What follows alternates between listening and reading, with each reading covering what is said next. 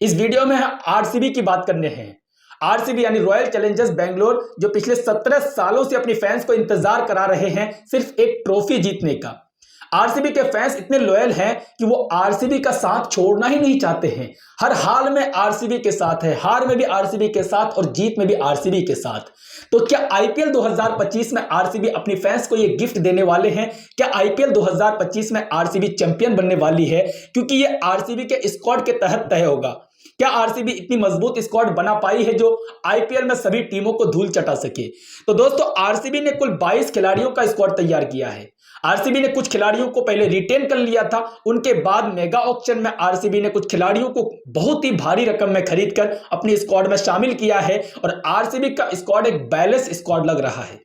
कुल 22 खिलाड़ियों का स्क्वाड है, लेकिन एक बैलेंस स्क्वाड लग रहा है, एवरेज स्क्वाड लग रहा है। आरसीबी के स्क्वाड में कुछ कमियां भी है, कुछ बहुत बड़ी कमियां भी है और कुछ मजबूती भी है।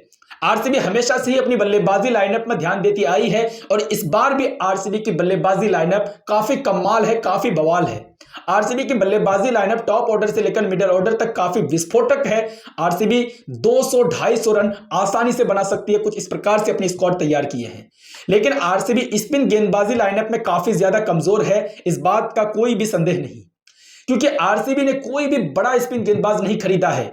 कोई इंटरनेशनल क्रिकेट खेलने वाला स्पिन गेंदबाज आरसीबी के स्क्वाड में नहीं है। आरसीबी ने एक ही स्पिन गेंदबाज खरीदा है सुयश शर्मा के रूप में, और एक नया स्पिन गेंदबाज है जो अनकैप्ड है। सुयश शर्मा भी अनकैप्ड है बाय द वे, लेकिन वो आईपीएल खेल चुके हैं। आरसीबी के स्क्वाड में प्रॉपर स्पिन गेंदबाज के रूप पर सिर्फ सुयश शर्मा का ही नाम है। तो दोस्तों, आरसीबी ने 22 खिलाड़ियों में कुल 8 बल्लेबाज को खरीदकर अपनी स्क्वाड में शामिल किया है। इनमें रजत पाटीदार और विराट कोहली को उन्होंने पहले ही रिटेन कर लिया था।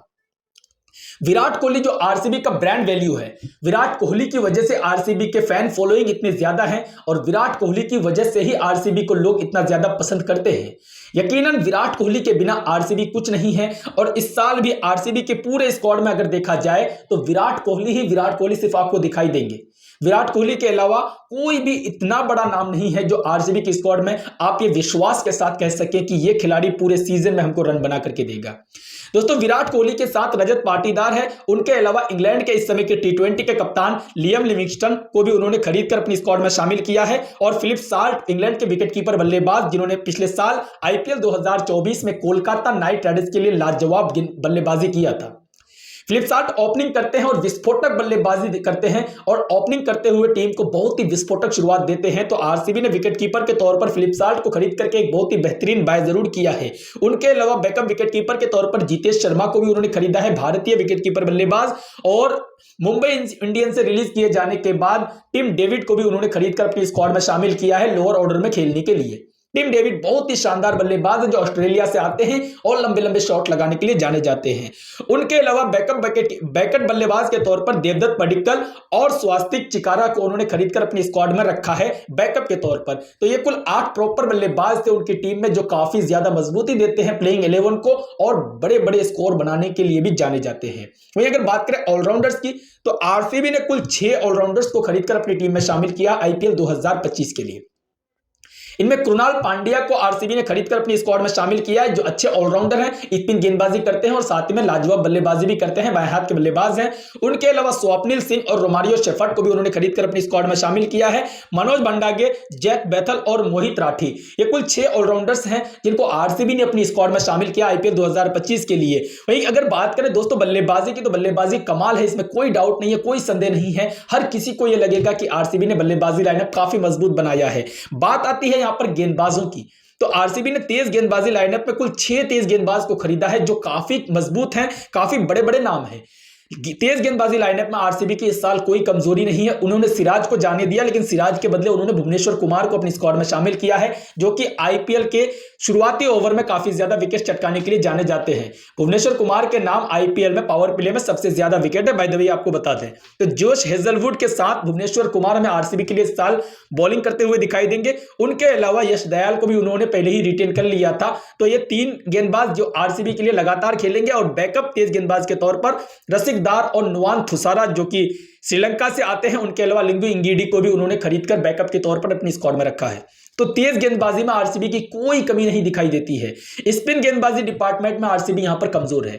स्पिन डिपार्टमेंट में आरसीबी ने सिर्फ सुयश शर्मा को खरीदा है, उनके अलावा अभिनंदन सिंह को खरीदा है। ये 2 स्पिन गेंदबाज हैं और कुणाल पांड्या भी पार्ट टाइम स्पिन कर लेते हैं। तो ये आरसीबी हमेशा से ही कुछ ना कुछ चूक करती आई है ऑक्शन में ही। आरसीबी मैदान में खेलने से पहले ऑक्शन में ही सीरीज हार जाती है। आरसीबी का सालों से ट्रॉफी न जीत पाने का एक सबसे बड़ा कारण रहा है कि वो अपने प्रमुख खिलाड़ियों को हमेशा रिलीज कर देते हैं।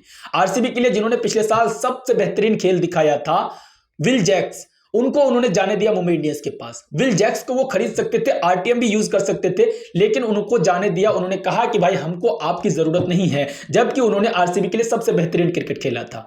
और अगर बात करें आईपीएल 2023 की, तो आरसीबी के लिए ग्लेन मैक्सवेल ने भी लाजवाब बल्लेबाजी किया था। ऑस्ट्रेलिया के विस्फोटक बल्लेबाज ग्लेन मैक्सवेल को कौन नहीं अपनी टीम में रखना चाहेगा।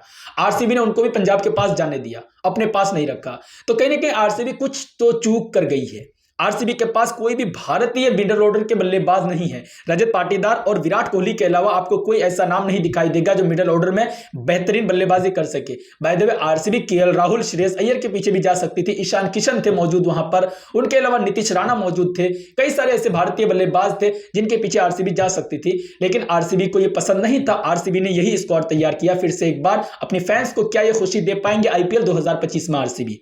आपको बता दें कि ये 22 खिलाड़ियों का स्क्वाड है और ये 22 खिलाड़ियों के स्क्वाड में आरसीबी 11 खिलाड़ियों को लगातार खिलाएंगी। एक बैलेंस टीम जरूर बन जाएगा आरसीबी का। अगर प्लेइंग 11 तैयार किया जाए तो आरसीबी का एक बैलेंस स्क्वाड, बैलेंस टीम तैयार होगा प्लेइंग 11 में। लेकिन आरसीबी क्या आईपीएल 2025 में बाकी 9 टीमों को हराने वाली स्क्वाड बनाई है? क्या प्लेइंग 11 इतना मजबूत तय हो पाएगा कि बाकी के 9 टीमों को आप हरा सके आसानी से? ये इतना आसान नहीं होगा दोस्तों, क्योंकि बेंगलुरु का जो पिच है वहां पर स्पिन गेंदबाजों के लिए इतना ज्यादा मदद नहीं है, ये माना जा सकता है। वहां पर लंबे लंबे छक्के लगते हैं, ये भी माना जा सकता है। लेकिन क्या सुयश शर्मा अकेले लीड कर पाएंगे स्पिन गेंदबाजी डिपार्टमेंट को कुणाल पांड्या के साथ मिलकर? क्या यहां पर युजवेंद्र चहल को भी वो खरीद सकते थे? By the way Yuzvendra Chahal भी अवेलेबल थे, उनके अलावा कई सारे और भी स्पिन गेंदबाज थे जो कि फॉरन थे, जैसे एडम जंपा थे, वहां पर अल्लाह गजनफर थे, मुजीबुर रहमान थे। ऐसे ऐसे बड़े बड़े इंटरनेशनल नाम थे। उनको वनिंदु हसरंगा थे जो आरसीबी के लिए खेल चुके हैं। बड़े बड़े नाम थे, आरसीबी उनको खरीद सकती थी, लेकिन आरसीबी ने जाने दिया सबको। आरसीबी ने कहा कि मुझे स्पिन गेंदबाज नहीं चाहिए, मुझे इस साल कप नहीं चाहिए अपने फैंस के लिए। फैंस तो हमारे साथ वैसे भी बने रहते हैं, इस साल एक साल और वो इंतजार कर लेंगे। तो कहीं ना कहीं आरसीबी फिर से एक बार चूक कर दिया आईपीएल 2025 के लिए, और आईपीएल 2024 की मेगा ऑक्शन में उन्होंने ये बहुत बड़ी गलती कर दी है। ओवरऑल आरसीबी की स्क्वाड आपको कैसी लगी हमें नीचे कमेंट बॉक्स में कमेंट करके जरूर बताएं। और अगर आप भी आरसीबी के फैन हैं तो इस साल कप नंबर हमें नीचे जरूर कमेंट करें, क्योंकि इस साल आरसीबी की किस्मत यकीनन शायद बदल सकती है, कोई पता नहीं है दोस्तों। क्योंकि केकेआर की पिछली बार टीम जैसी थी ना, तो उसे किसी ने नहीं कहा था कि केकेआर वो मुकाबला जीत सकती है, केकेआर सीरीज जीत सकती है, लेकिन केकेआर ने वो करके दिखाया कुछ नए खिलाड़ियों के साथ। तो आरसीबी भी शायद से कर सकती है ऐसा। वैसे आपको क्या लगता है? आप हमें नीचे कमेंट बॉक्स में कमेंट कर जरूर बताएं। और अगर आपको ये वीडियो थोड़ा भी पसंद आया हो तो वीडियो को दिल से एक लाइक कर दें, साथ में इस चैनल को सब्सक्राइब करके बेल आइकन को भी प्रेस कर दें आने वाली तमाम रिपोर्ट्स को हमेशा पाने के लिए।